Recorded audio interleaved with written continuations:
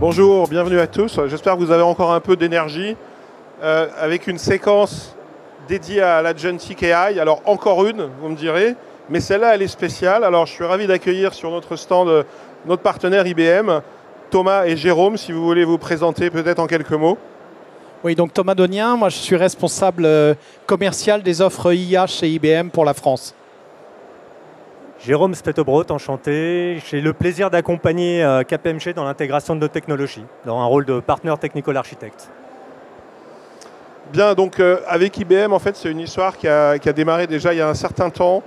Et alors, on ne va pas vous raconter toute l'histoire, on va essayer d'aller directement sur le pourquoi de cette construction et qu'est-ce qu'on a abouti à faire ensemble. Et notamment, on reviendra sur les solutions qui existent à travers des briques côté IBM. Donc, l'Agentic AI ou les agents IA, évidemment, c'est un marché de transformation important et je pense qu'on est sur une étape à nouveau supplémentaire par rapport aux chatbots qui ont été vraiment la première amorce. Pourquoi? Parce que, en fait, c'est un marché qui va être beaucoup plus vaste dans l'ensemble des organisations parce qu'on va s'attaquer à beaucoup plus d'activités et de processus. Donc, on est vraiment sur un impact et un changement majeur. Et on va voir que ça soulève un certain nombre de questions. Il y a une complexité technologique, il y a des nouveaux risques et il y a des solutions face à ces risques. Donc c'est un peu ce qu'on vous propose de regarder aujourd'hui à travers quelques exemples. Et encore, rappelez-vous qu'on est sur une technologie, j'allais dire, émergente. Il y a des choses qui fonctionnent, mais on est encore dans une phase d'apprentissage dans beaucoup de domaines. Je vous ai mis quelques exemples et c'est vrai qu'on voit des agents qui font des transactions. Alors, il y a un agent au Portugal qui a fait une transaction, enfin qui a fait plus de 100 millions de transactions, qui a clôturé des deals. Donc la question qui se pose, c'est est-ce qu'on doit le laisser libre tout seul de faire tout ça ou est-ce qu'il faut le contrôler et comment on le contrôle et qui le contrôle? Voilà. Donc peut-être avant cela, quelques éléments de base sur les agents parce qu'on en parle beaucoup, mais qu'est-ce qu'on appelle un agent IA? J'ai envie de dire, votre thermostat dans votre maison, c'est un agent avec une intelligence et qui a un but très précis puisqu'il régule la température. Maintenant, on peut aller beaucoup plus loin que ça, principalement avec des dimensions supplémentaires qui sont les bases de connaissances. Donc ça, c'est vraiment l'élément nouveau apporté par les LLM, puisqu'on a cette capacité à capitaliser de la connaissance et que l'agent peut piocher dans cette connaissance, premier palier. On a ensuite un autre palier à travers ce qu'on appelle les personas, c'est-à-dire qu'aujourd'hui, on élève ou on éduque ou on conditionne les agents à se comporter comme une typologie de personnes. Et donc ça permet aussi de mieux fixer le lien avec l'utilisateur puisqu'on va retrouver l'interlocuteur qu'on attend. Et vous avez tous fait le test avec les chatbots de lui demander de se comporter comme tel ou tel profil et c'est effectivement assez saisissant. Et le dernier palier, c'est ce qu'on appelle l'orchestration, c'est-à-dire les capacités à raisonner et à planifier. Alors qui existaient peut-être déjà dans les LLM il y a 1 an et demi, 2 ans, mais qui ont été un petit peu améliorés et qui permettent d'arriver maintenant à des fonctionnements plus intéressants, plus stables, même s'il y a encore des points d'interrogation sur cette fiabilité. Voilà. Donc les risques, en quelques mots, je vous en ai mis là quelques-uns, mais je ne vais pas vous les décrire tous. Il y en a 2 que je voudrais souligner. Le premier, ce qu'on a appelé unsupervised autonomy. Donc à partir du moment où on a une entité, un bout de code qui est autonome et qui fonctionne tout seul, la question c'est quel degré de liberté on lui laisse et comment on s'assure qu'effectivement il ne va pas dérailler. Alors ça pourrait être paradoxal parce qu'on se dit on construit des agents pour qu'ils soient autonomes mais en même temps on veut les contrôler. Donc où est-ce qu'on fixe la limite? Et quand c'est un système complexe, comment on garde le contrôle? Donc c'est un peu le sujet de la boîte noire, hein. C'est-à-dire que finalement, si on ne sait plus vraiment comment ça a été construit, qui a conçu les choses, on n'arrive plus à savoir qui garde le contrôle. Et puis deuxième exemple, le sujet des identités qui a toujours existé dans les technologies, mais je pense qu'il va reprendre de l'ampleur avec les agents, parce qu'on voit bien qu'un écosystème avec des agents multiples qui ont chacun des rôles, il va se poser la question, quand cet écosystème d'agents va produire un résultat, de savoir quel pouvoir, quelle délégation, quelle autorité avait chacun des agents qui intervenaient dans l'écosystème et qui leur a donné ce droit. Selon quelle légitimité, quelles règles d'identité. Donc évidemment, on pourrait contourner les identités d'agents, détourner l'utilisation d'un agent. C'est toutes ces questions-là qui vont se poser dans la mise en œuvre. Donc voilà, un panorama assez large. Alors, et on ne va pas aller plus loin sur les risques, d'autant plus que... Alors, on a des réponses, je clique, sur ces risques. Et on aura l'occasion, avec Balsamine qui est là, de revenir demain sur le stand IBM d'ailleurs, pour faire un zoom sur cette partie-là.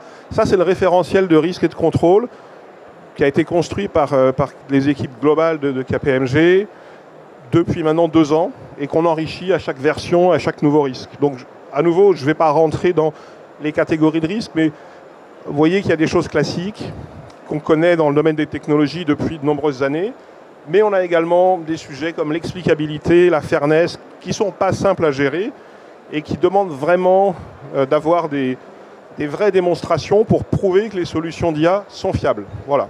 Donc ça, c'est un travail qui est en cours dans beaucoup d'organisations pour développer ces référentiels, mais qui prend du temps. Voilà ce que je peux dire en fait en guise d'introduction. Et Laurent, je pense qu'on peut mentionner qu'IBM a publié un atlas des risques qui est consultable, qui est public. Vous tapez Risk Atlas AI IBM et vous verrez, aujourd'hui, il y en a plus de 60 qui ont été répertoriés. Donc avant d'innover, c'est toujours intéressant de savoir quels risques vous pouvez vous exposer. Et ce que je vous propose maintenant, c'est que, alors effectivement, on regarde dans la mise en œuvre, parce qu'un des enjeux, c'est une fois qu'on a décidé comment on allait traiter ces risques, c'est pas seulement de concevoir la solution, mais c'est de la mettre en œuvre. Et c'est là que les plateformes comme Watsonix interviennent. Donc c'est ce qu'on vous propose maintenant de regarder plus en détail. Voilà. Oui, tout à fait. Merci beaucoup, Laurent. Voilà. Le point qui est majeur, je vais revenir en arrière un petit cran. Le point qui est majeur, c'est finalement la supervision de l'IA, le monitoring de l'IA. On le fait depuis longtemps avec le machine learning, avec l'IA générative aussi. On commence à savoir quels sont les risques de l'IA générative, du machine learning. Mais par contre, pour l'agentique, sont inclus 4 items supplémentaires pour la gouvernance de l'IA. Le premier, c'est traquer les expérimentations. Et derrière traquer les expérimentations, c'est aussi traquer le shadow AI qu'il peut y avoir en fait dans l'entreprise. Et là, on a des agents qui sont capables d'aller traquer effectivement tout ce qui va être fait au travers de la lecture des API et ainsi de vérifier le cycle de vie de l'expérimentation, mais aussi le shadow AI sous-jacent.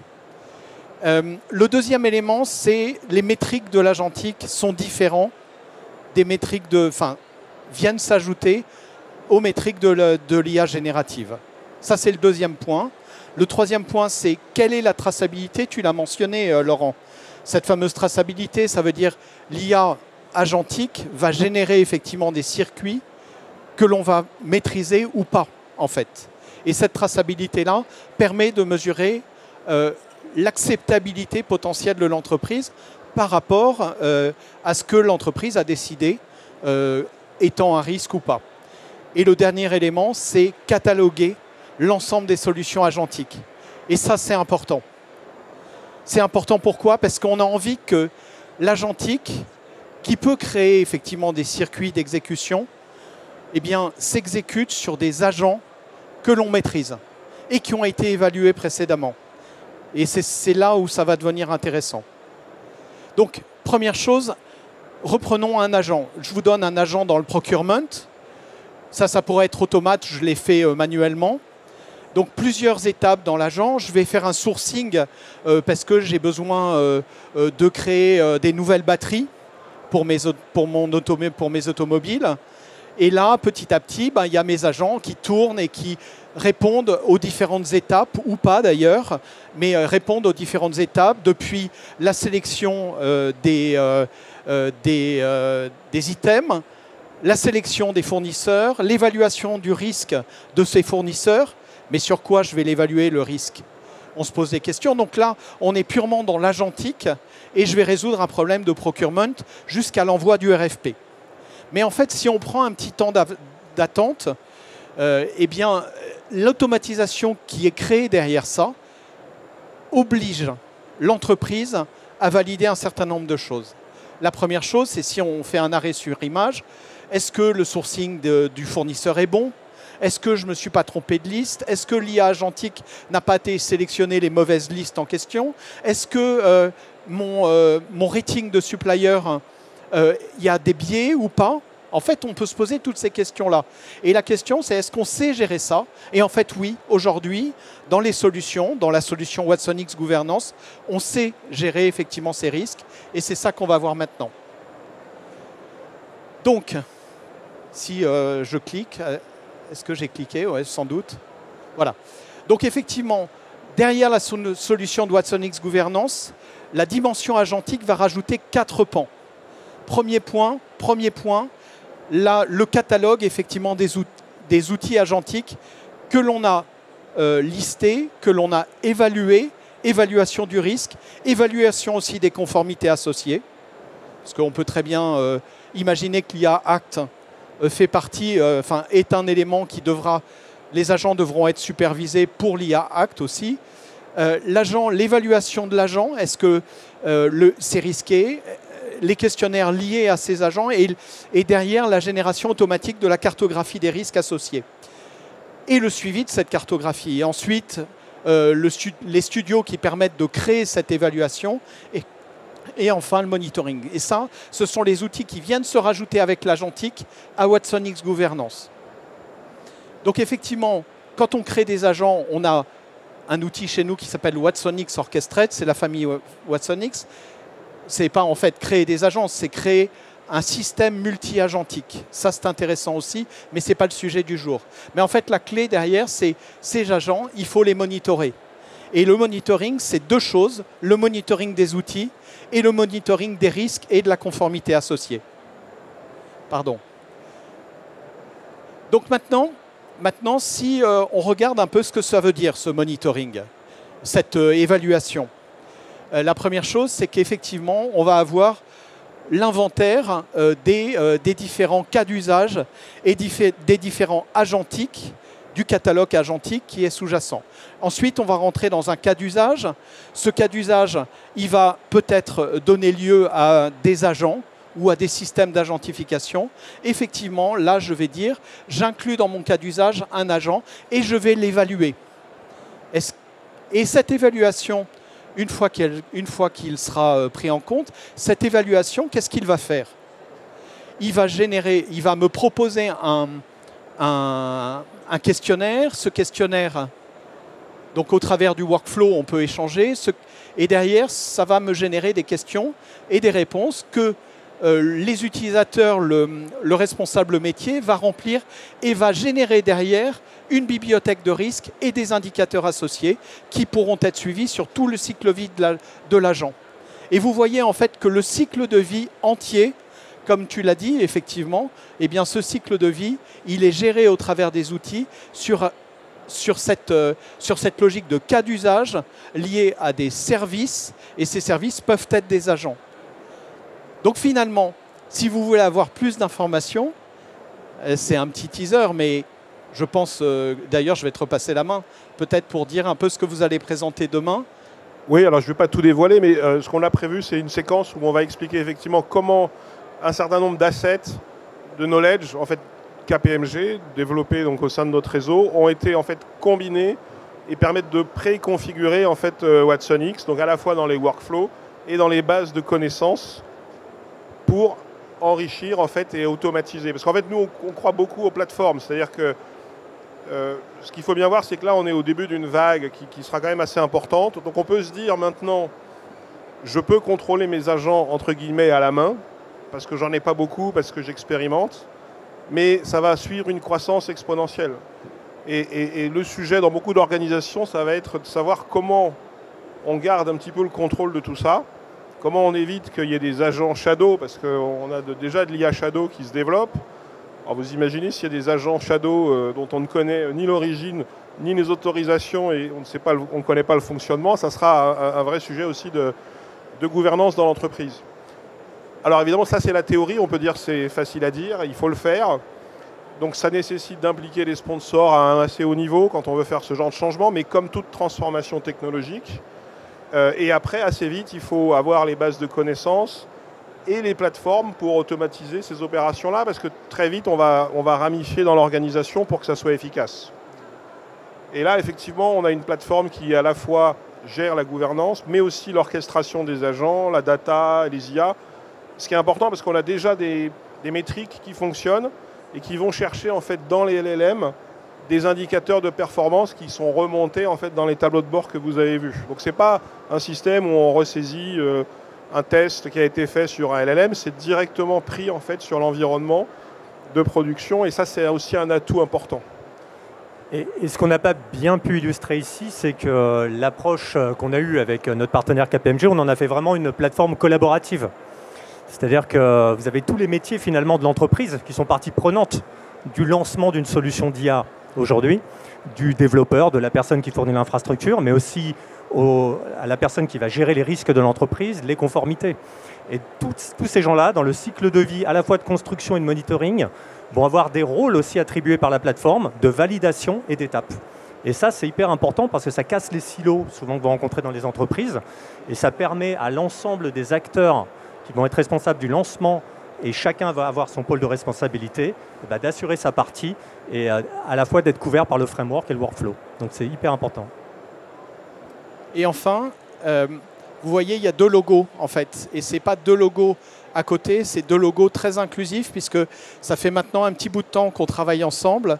Et en fait, le framework qu'a construit KPMG et l'outil que nous avons, eh bien, on est, comme tu le disais, effectivement, dans une logique où vous avez mis en place une partie du framework déjà dans Watson Risk Governance, ce qui permet d'être un accélérateur dans la mise en œuvre, tant dans la pensée et la ligne directrice d'un projet, pour ne pas oublier de phase, que dans la phase d'implémentation, avec effectivement le travail que vous verrez demain, présenté demain par Balsamine et Laurent. Et l'étape suivante pour Vivatech l'année prochaine, ça sera effectivement de vous présenter des agents qui eux-mêmes en fait font des contrôles et assurent une partie des tâches qu'on va faire manuellement pendant les 12 prochains mois, parce que en fait c'est aussi ça l'évolution. Alors ça peut être un peu vertigineux de se dire qu'on construit une couche de supervision, mais que finalement on va la remplacer à un moment ou à un autre par de l'automatisation ou des agents qui raisonnent. Mais il y aura forcément cette analyse-là qui devra être faite, parce qu'on ne peut pas non plus rajouter des couches de contrôle qui ont un coût et qui ont en fait aussi un temps. Donc on aura aussi cette dimension-là à prendre en compte. Ouais. Je voudrais juste rajouter un petit mot aussi qui, enfin, moi de mon côté, par expérience, me semble assez important. Parce qu'il y a souvent ce non-dit où dès qu'on va parler de gouvernance, on va se dire ah, ça y est, ça va tuer les gens qui veulent innover. Ouais, ils vont mettre des règles, ils vont mettre des stops, on va devoir attendre des validations, et donc on ne va pas pouvoir innover, on ne va pas pouvoir se libérer. Mais la réalité, c'est que finalement, c'est l'inverse. C'est un véritable accélérateur, parce que l'histoire de la plateforme telle qu'elle est construite, elle commence par l'idéation. Et donc on construit un cas d'usage, enfin on a notre cas d'usage, et on va le définir et le construire. Et c'est à partir de là où on va avoir accès aux agents, aux outils des agents qui ont été validés. Et c'est comme ça qu'on va pouvoir construire dans un cadre et développer l'IA et l'agentique tout en étant rassuré. Je crois que oui, c'est un très bon conseil. C'est-à-dire que si vous avez, vous, à mettre en œuvre ce genre de plateforme ou à réfléchir à un projet, effectivement, aujourd'hui, on ne peut pas s'appuyer uniquement sur les risques et la réglementation, même si c'est un levier. Parce que la réglementation, ce n'est pas la même dans tous les pays, parce qu'en plus, il y a des débats. Et parce qu'en plus, l'intérêt du business, c'est aussi d'avancer. Donc il faut, je pense, pour activer ces projets-là, les alimenter aussi avec les bons cas d'usage qui font que derrière, le business va être prêt à investir. Donc c'est à faire en parallèle quasiment. Ce qui explique qu'on a vraiment la combinaison entre le module de gouvernance et le module d'orchestration qui présente aussi un avantage en termes de déploiement. C'est-à-dire qu'on on n'amène pas d'abord, si vous voulez, les barrières et les contrôles avant d'avoir fait le chemin principal, on amène tout en même temps. Oui, le point est vraiment important. Et pour l'illustrer, nous, on a plusieurs clients qui nous ont explicité le fait que implémenter la gouvernance, accélérer la mise en œuvre. C'est contre-intuitif, clairement, mais c'était intéressant comme point parce que quand vous innovez, et que derrière, vous avez le légal qui vient effectivement regarder ce qui est fait et qui arrête l'implémentation, ou le métier qui dit que ce n'est pas assez précis, mais plus par intuition que par réalité. Le fait d'avoir un outil de gouvernance permet de rassurer, si vous voulez, depuis cette idéation dont tu faisais part tout à l'heure, jusqu'effectivement tout le cycle de vie. Donc la gouvernance, quand elle est by design, elle permet effectivement un passage à l'échelle plus rapide et effectivement surtout l'inclusion des cas d'usage et le passage en production. Et je pense qu'on l'a un peu illustré, mais ce qui est fondamental, c'est que c'est entièrement customisable comme plateforme. C'est-à-dire, les entreprises connaissent leurs contraintes, connaissent leurs risques, et tout peut être établi par les gens qui vont développer les solutions, fixer les limites. Voilà.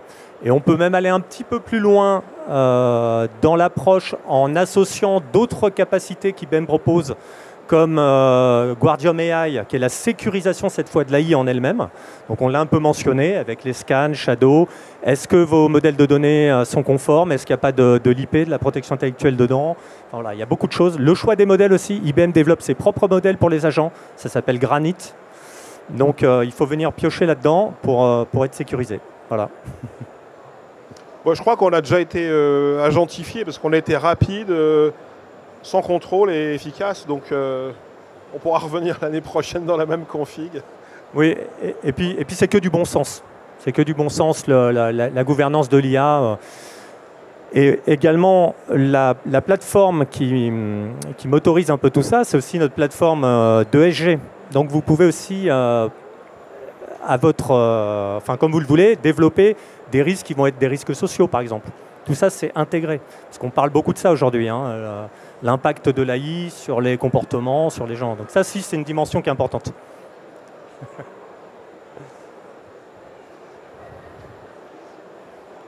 Oui, les questions. Oui, je crois. En fait, on va prendre les questions, s'il y a des questions, avant de clôturer le live. Moi, j'ai une question, c'est est-ce qu'il y a un bouton stop dans Watson Gouvernance? Il y a un agent dont on perd le contrôle, est-ce qu'on peut l'arrêter? Est-ce qu'on prévoit de l'arrêter ou de pouvoir l'arrêter? Exactement. Quand on a qualifié le cas d'usage, qu'on a fait cette idéation, qu'on a réfléchi ensemble, et que l'on a dit par qualification ce que l'on entendait faire avec ce cas d'usage, et donc qu'on a évalué les risques, dans la cartographie de risques associés, eh bien, il peut y avoir, pas toutes, hein, pas systématiquement, un bouton qui s'appelle garde-frontière. Et ce garde-frontière, il va bloquer potentiellement des usages qui deviennent erratiques, captés en fait par des LLM qui contrôlent les LLM. Et ça fait partie de la solution watsonx Gouvernance. Donc ça sera un peu un garde suisse, quoi. Il sera neutre, mais capable de... Exactement. Le deuxième élément, c'est que à un moment donné, la question qui doit se poser dans l'automatisation, c'est qui contrôle l'automatisation? Qui prend la décision? Et ça, c'est un deuxième garde-barrière, si j'ose dire, assez puissant, qui est potentiellement l'être humain qui va contrôler la machine et qui devra prendre sa décision. Donc en perspective, pas mal de problématiques aussi organisationnelles dans le déploiement des solutions d'agentique. S'il n'y a pas de questions, je propose qu'on... Une question. Par expérience, est-ce que parmi les risques que vous identifiez, il y a des 20-80, il y a des choses qui viennent quand même très régulièrement? Les risques que l'on voit régulièrement, en fait, sont qualifiés par typologie d'IA. Mais il y a des risques qui reviennent, par exemple le biais est un risque qui revient assez régulièrement. Même, on pensait que le biais n'était que du machine learning, mais on le retrouve dans la générative AI aussi.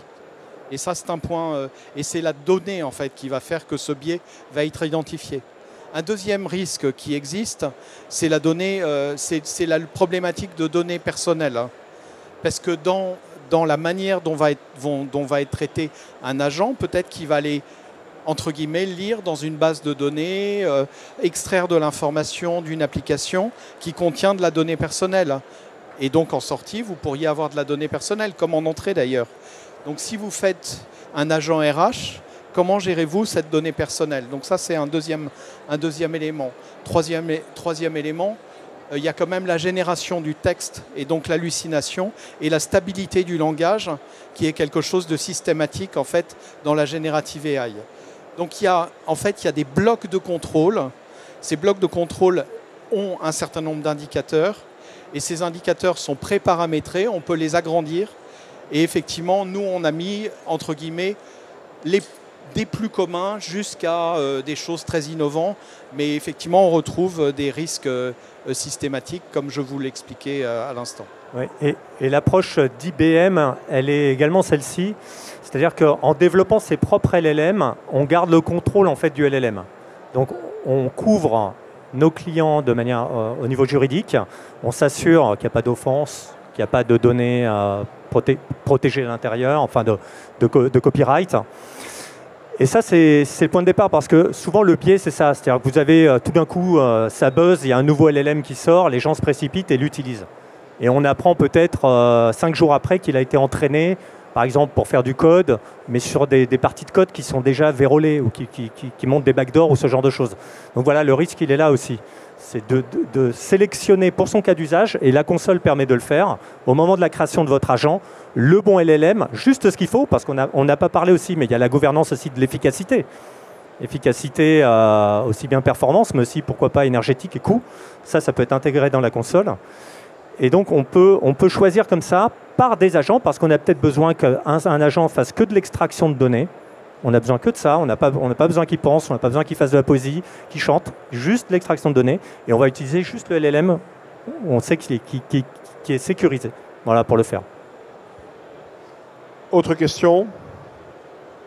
Non, bah écoutez, il reste à vous remercier et puis à vous donner rendez-vous l'année prochaine pour présentation des agents et surtout demain à 11h30, donc sur le stand IBM. Vous avez noté, hein? Voilà. On vous attend. Pour le deuxième épisode avec Benjamin qui nous présentera plus en détail ces éléments. Merci à tous. Merci beaucoup. Merci.